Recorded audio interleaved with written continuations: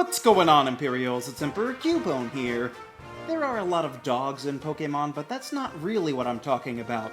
We all love rooting for the underdogs, the ones that stay in the fight even when they have every reason to give up as they're clearly outclassed in almost every way. It can be immensely satisfying to see them overcome those harrowing odds, but really even if they don't succeed, sometimes a well-done effort is more worthwhile. So here are some of the undisputed underdogs in the Pokémon world, soldiering on even when everything is stacked against them.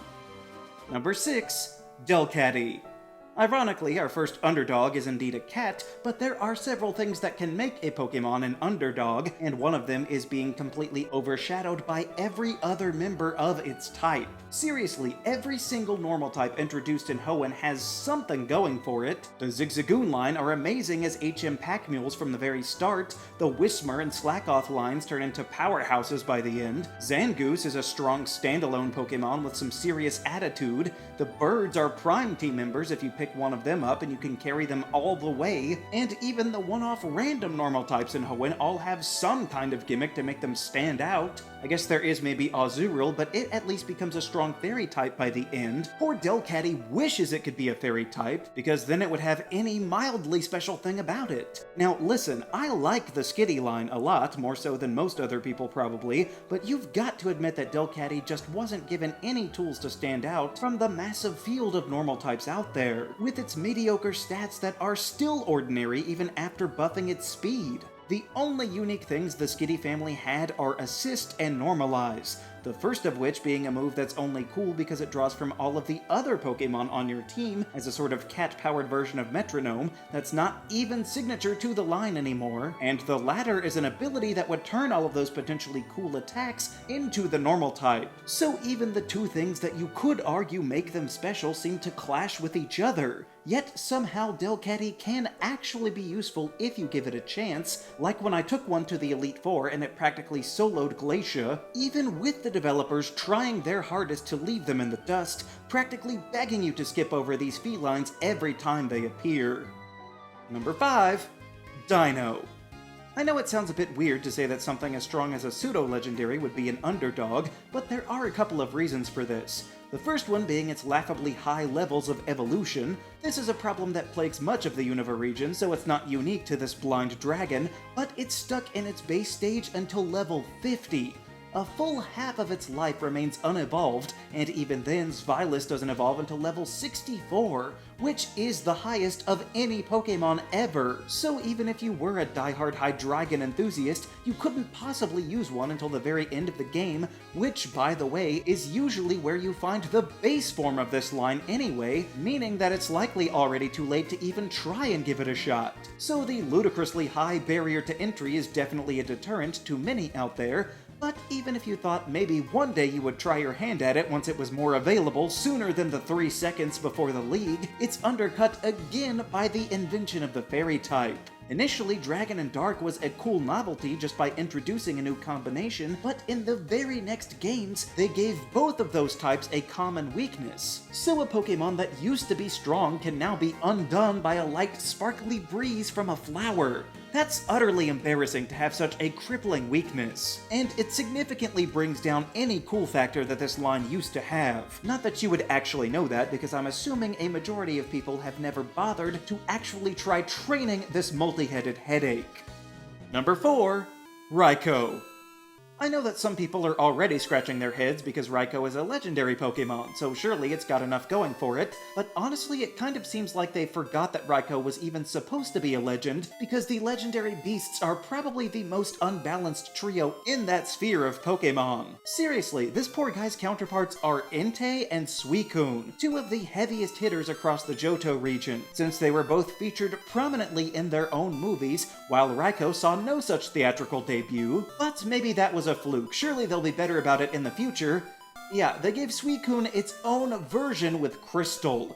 It was upgraded to box art mascot for seemingly no reason over the other two. But hey, at least that means that Entei was left in the dust too now, right? Well, for some reason, they thought that Entei needed to inherit the move Sacred Fire, which is an incredible signature move that used to be reserved for Ho-Oh. And on top of this, Entei got to continue its beloved fan favorite status with Suicune, like with both of them being items in Super Smash Bros., while Raikou got a big ol' handful of nothing. Now, I will admit my bias because I vastly prefer the Sabertooth over the others, and at least they all got Paradox forms. However, Walking Wake was the clear poster child for this, and Raging Bolt just seemed more like an obligation if anything, even if it was also much cooler looking.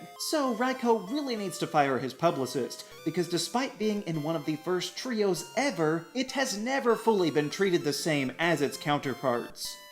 Number 3. Wally. Hey, I never said it had to be the actual Pokémon themselves. Every Pokémon game gives you a rival, or sometimes more than one, but even the ones that can be considered a pushover are still the same kind of trainer, where they come up all bright-eyed and excited about joining the ranks of Pokémon trainers. However, Wally was never that kind of kid. If his temperament weren't enough, being a rather nervous and soft-spoken child, which limits his social experience, Wally also seems to have severe chronic health conditions that limit his physical capabilities, so he's disadvantaged in just about every way. Definitely one of those kids who had no one to trade their Pokémon with. Not even Norman wanted to bother teaching this kid how to catch a Pokémon, having a gym leader abandon him to his random son. And even then, his chosen team seems to be just a Ralts, and that means that your only damaging attack before evolution is Confusion, which isn't the worst thing out there, but honestly, I'm just surprised that Wally was even able to make it past the Rust Turf Tunnel. And what's funny is that you see Wally multiple times, but you only really battle him at the end of Victory Road. So the glow up there is a little out of nowhere, but you can't help but feel a swell of pride for this objectively wimpy kid growing into a competent trainer to match your level.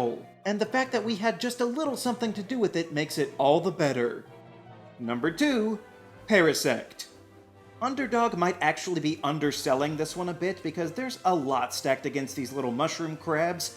The first thing wrong here is its inherent typing, because Grass and Bug are both pretty awful defensively on their own, but they are even worse together. Absolutely none of their weaknesses cancel out, but some of them do get cranked up to be a quad weakness to fire and flying, which, as you know, were pretty common to come by in the first generation, so these Pokémon were already on the back foot just by existing. But Red and Blue were even more dire, because back then, Bug was also weak to poison. It does honestly make sense for this to be the case, but that left Parasect with a record-breaking 3 quad weaknesses. And of course, Poison was the most common type across the Kanto region, so the Paris line had to tread lightly around every corner, otherwise they would get annihilated. Now, they did lose that one to become a regular Poison weakness, which feels kind of weird to celebrate, but Parasect is also painfully slow for no reason. Seriously, why does this Pokémon share its speed stat with a snail made of lava? That is ridiculous, and it makes sure that Parasect can almost never be useful. Even with its ace in the hole, the move Spore to guarantee putting foes to sleep, it's hampered enormously by its low speed. So these plant insects are dealt an awful hand, or maybe 2, so I think if anyone can find even slight success with one of them, you're doing a marvelous job. And even with so many downsides, Parasect does shine as maybe one of the best Pokémon out there for shiny hunting. So we will take whatever niche we can get with this Pokémon, who is such an underdog that they even lost control of their own body. Number 1. Avalugg. This is actually quite disappointing because Avalugg easily makes the cut on my team of favorites for the Kalos region, but that's in spite of how it actually stacks up in a battle scenario. When it was introduced, Avalugg was pretty late, being around the 7th gym maybe, so that is very much in the late game, and you might not want to bother evolving a Bergmite by then like I did. So then your first time seeing an Avalugg might have been in the gym, and there it could be pretty intimidating because this iceberg can be an effective physical wall. Now the special side does crater quite drastically, and its speed is somehow worse than Parasect, so you could get bodied by pretty much any of the fire types in Kalos, but you've got a decent shot against Ice's other main weaknesses that are largely physical, so you can make it work, but unfortunately Avalugg somehow got even worse when it received a regional form. That's normally supposed to help Pokémon in some way, but for Avalugg, Legends Arceus decided to slap on the rock typing, which was just about the worst thing they could do. other than making it double ice, I guess, which is impossible. As it stands, Rock and Ice have more weaknesses than a regular Avalugg, up to 6 of them, and like the last guy, 2 of those are now quad weaknesses to boot. So even with its new hefty stone defenses, that extra typing compromises Avalugg against both fighting and steel, to the point that even physical attacks can pretty much do you in. But even then, with all of those drawbacks, Avalugg was still given the honor of being a noble Pokémon in Hisui, and even received a new signature attack to boost its profile. So that is some nice recognition that this Pokémon can indeed be effective in some ways. And you have to admire the intrepid spirit of the little Pokémon that could.